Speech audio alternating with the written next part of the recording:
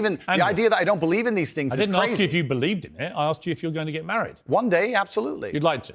If I'm not married already, I will be married one day. If I'm not.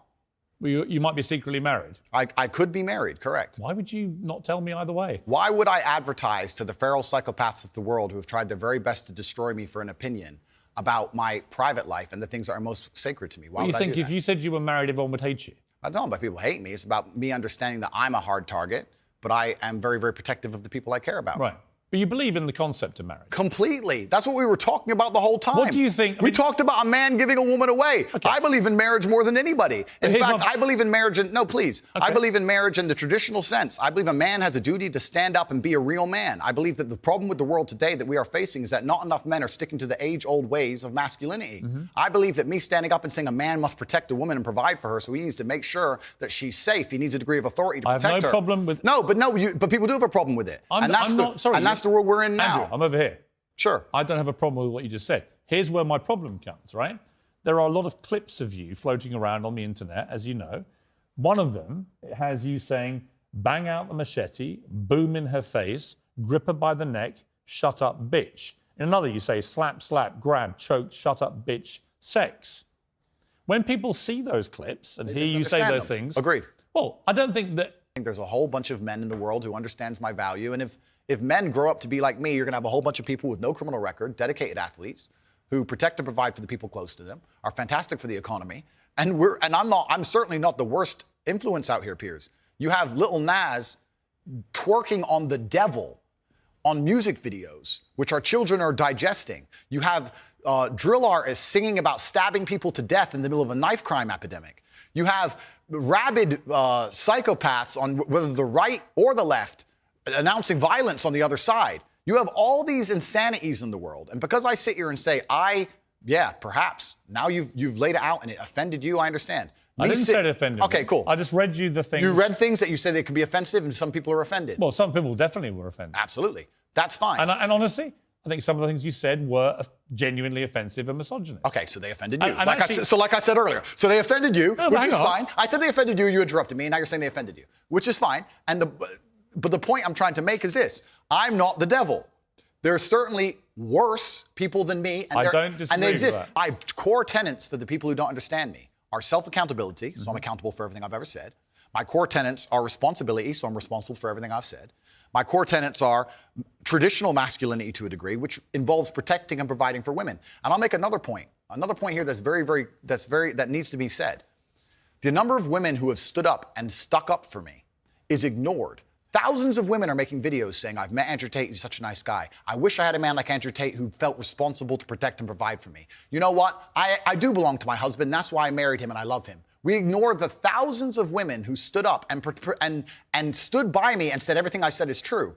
And we're taking a very vocal minority who have taken the things I've said and are pretending to be absolutely and utterly devastated by them for some reason. All right, time out. Sure.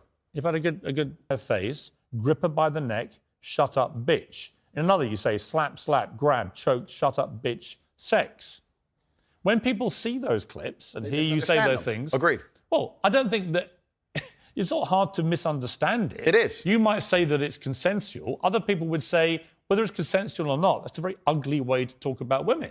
Completely. Now let's hitting them with machetes. No, watch the whole video. It's a girl coming at me with a machete and me saying, here, slap the machete out of her hand. She's attacking me. So you don't understand. This is the exact point. I do understand. No, people don't watch them in full. And this is actually what's interesting. And please don't interrupt me on this point. Social media has changed in modern times. YouTube 5 years ago was 5, 6, 7, 8 minute long videos. Now we have TikTok, 10 seconds, 15 seconds, 20 seconds, YouTube shorts, Instagram stories. Now anything you produce that's long form is cut down to very, very short form. They're interested in clicks, they're interested in engagement. Of course. They find the most controversial clips they can on purpose. Given that you know it can be misunderstood, do you regret saying things like this on camera where it can be disseminated by less intelligent young males who think that is actually what they should be doing to women? And finally, we get to the point of the issue, which is the point I tried to make at the very beginning. When I made a video before I was famous that got 500 views, me being concerned that 1% of people will misunderstand it was not relevant. Where you start getting 5 million views a video, 50 million views a video, 1% of people misunderstanding It doesn't change what no, it doesn't. But it becomes a much larger problem. I understand. So with great fame comes great responsibility. Right. So I agree. Now that I'm famous, yes. do I say things the same way as I did back before I was famous? Absolutely not. Right. As neither would you or nearly any other famous person on the planet. So once you become famous, you have to be a lot more careful with how you say things. I understand. So my logical follow-up to that remains, do you regret then saying it the way you said it? I can't live in regret by saying something before I was famous on a camera which barely anybody watched, and then I became famous afterwards. That would be a very asinine way to view the world. So you stand by all those things? I can't live in regret because I didn't know I was going to become the most famous man on the planet. That regret would be the wrong word. Is it inconvenient? Sure. But I can't sit here and say, I wish I knew 6 years ago I'd be the most famous man on the planet and monitored all of my speech forever. That's asinine. There was also, I think, quite a disturbing piece that BuzzFeed did. And it talked about the negative impact of young, impressionable male minds when they've read or seen some of the more inflammatory things you've said.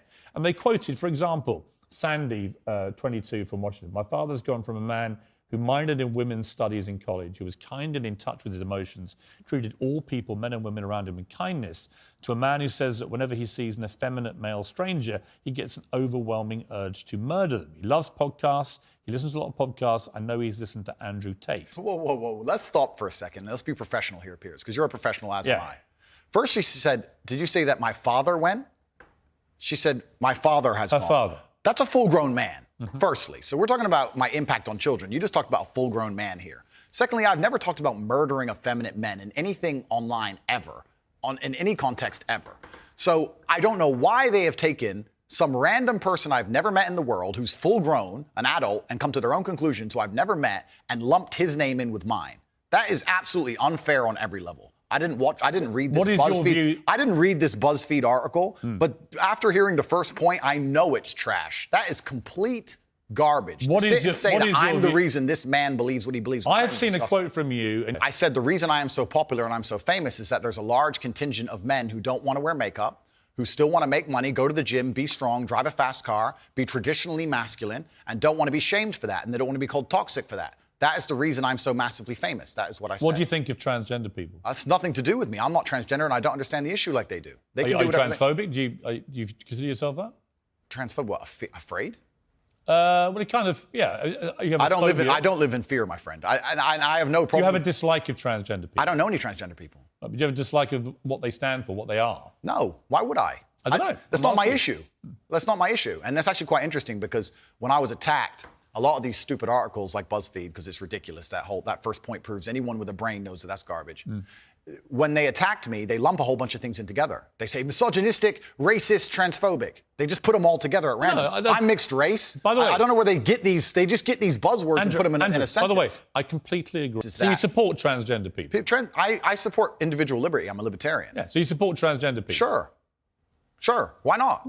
Exactly, yeah. So, but my point is, as a whole, you're saying that I'm saying I don't want to see men in dresses. I'm saying no. You support gay people? Sure.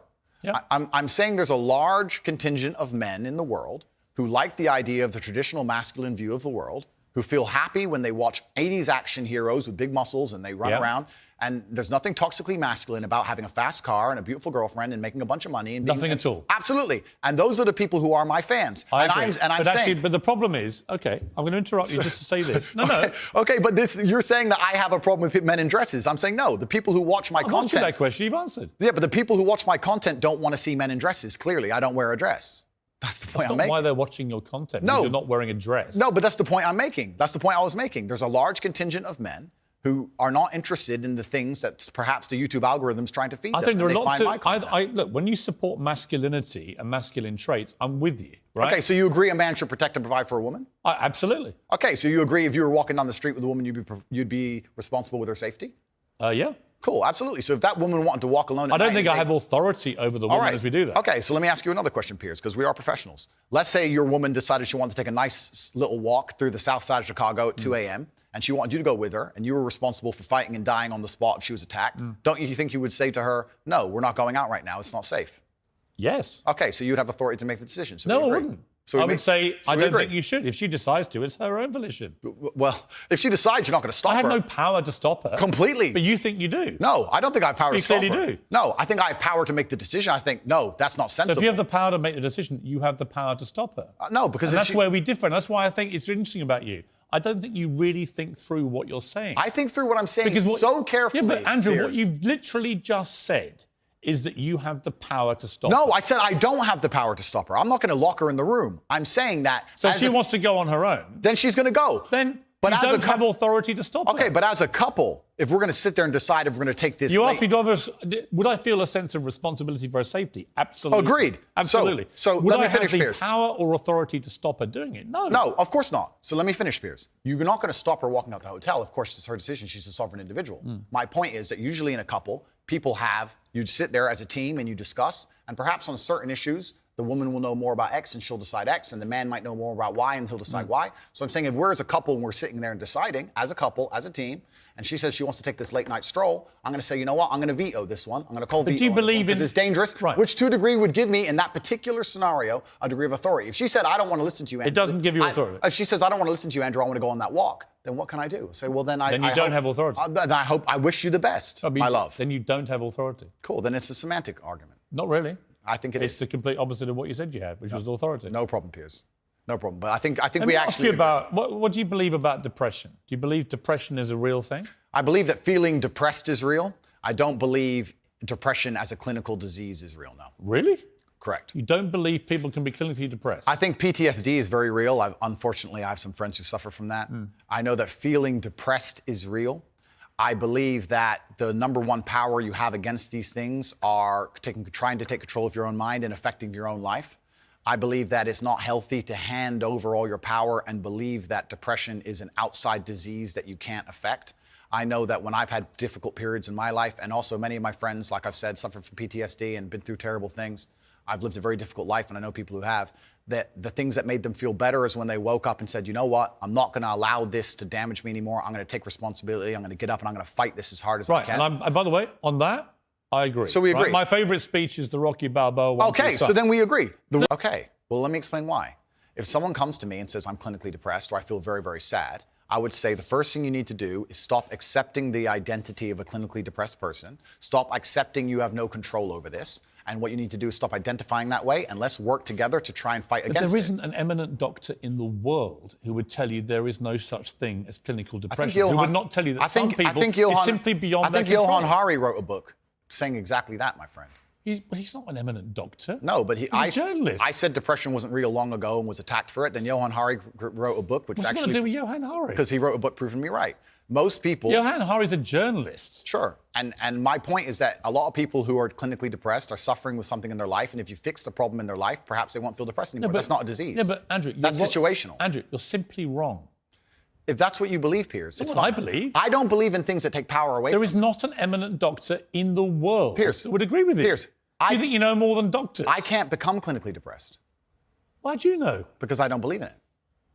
I can't be haunted by a ghost if I don't believe in ghosts. Well, that's like saying I'm never going to die because I don't believe in it. It's ridiculous. Perhaps, but if it allows me to live a life where I feel happy and But here's content where you within see, this is, myself. again, this is that little area where you lose me. No, I don't lose you. You are, because Piers, somebody with your Piers, following says the there is no thousands such of people, thing. the thousands of people who have emailed me saying my doctor told me I was clinically depressed and it's a disease that I have got in my brain and I can't be fixed. And I started listening to you and I realized that that's not the case and I can fix my own life and you're the only person who has If you- ever helped me. Oh, Andrew. Thousands of people have Andrew, emailed me if that you exact email. If you think you are single-handedly curing people of clinical depression, you are living in cloud cuckoo land. I am reading the emails of people who I have cured of clinical depression. You're reading emails from people who... I respect that you think my view is dangerous, and I respect you have the right to view that, to think that. I think that clinical depression, I actually agree with you, is massively overdiagnosed. I've already said that PTSD is a very real thing. I've already said... I didn't... No, hang on. Okay. Again, you're misquoting me. I did not say clinical depression is massively overdiagnosed. I said that people who claim to be depressed but don't have clinical depression... I believe feeling depressed is real. I do not believe it's a disease that you catch from the sky and you cannot affect. I believe that no matter what happens, I believe you have control of your own mind and you can fight against it. I believe if you change your circumstances in your life, you may feel different. I'll give you a quick example. I had a guy who emailed me saying he was clinically depressed and he was going to kill himself. I obviously am not a psychiatrist, I'm not a doctor. I told him, because I replied to my emails. I said, have you been to a psychiatrist? He said, yes, I'm clinically depressed. I've been on these pills, this amount of time. I'm on antidepressants. It doesn't work. I said, I don't know what to say to you besides this.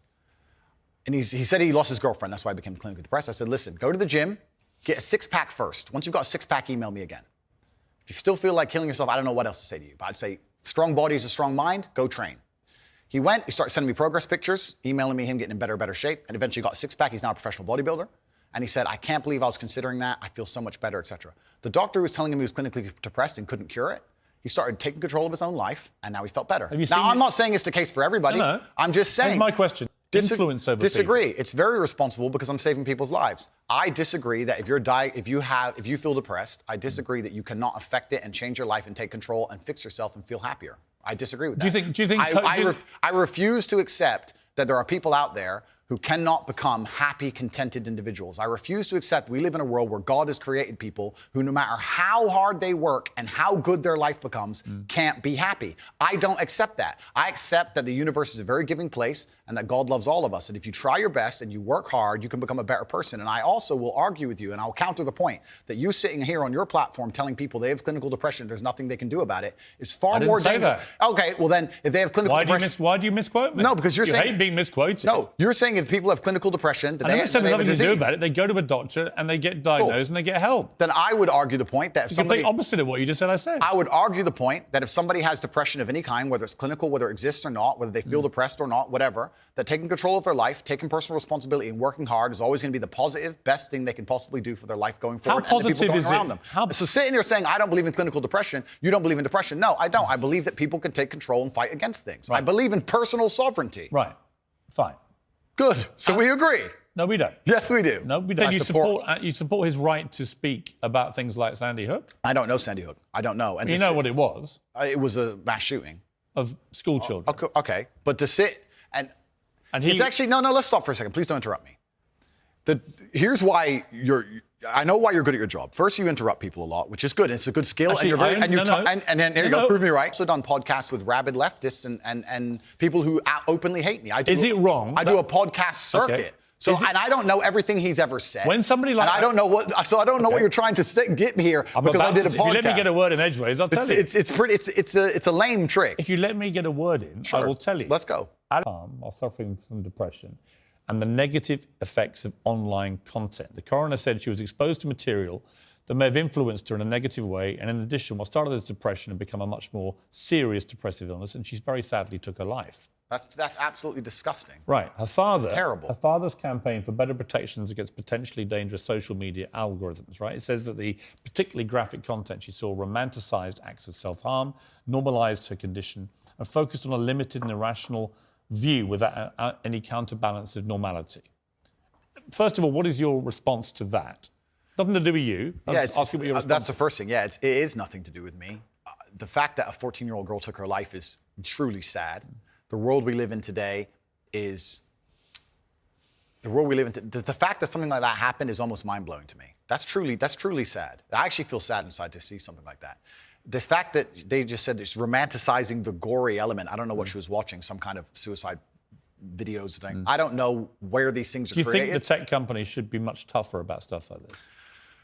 I don't know what kind of things she watched, obviously. I have to be a professional here. I think that the tech companies need to do their best to protect people, I guess, to a degree, but it's a slippery slope, isn't it? And then they use this slippery slope to silence some people and to right. And I think it's a really fine line, and it's a complicated line. It is very. I was interested when you did an interview with the Times. Crossed that line. No, I haven't, and this is the thing. And I've been vilified not because of the things I say, because much more extremist content already exists on the internet. I think the reason I've been attacked and vilified is because of the popularity, because I became so massively famous, not because of what I was actually saying. So as a professional, I analyze that and I understand that, okay, I'm massively famous now and certain things have been taken out of context. However, I still do believe I'm a force for good in the world. And I'm not going to sit here and say... Have you changed, though? It's not about changing. Well, it is. We're all involved in an evolution. How old are you now? I'm 36. 36, right? I bet you're a different person to what you were when you were 26. Oh, that's absolutely. 16, that's right? absolutely a fact. So we all change.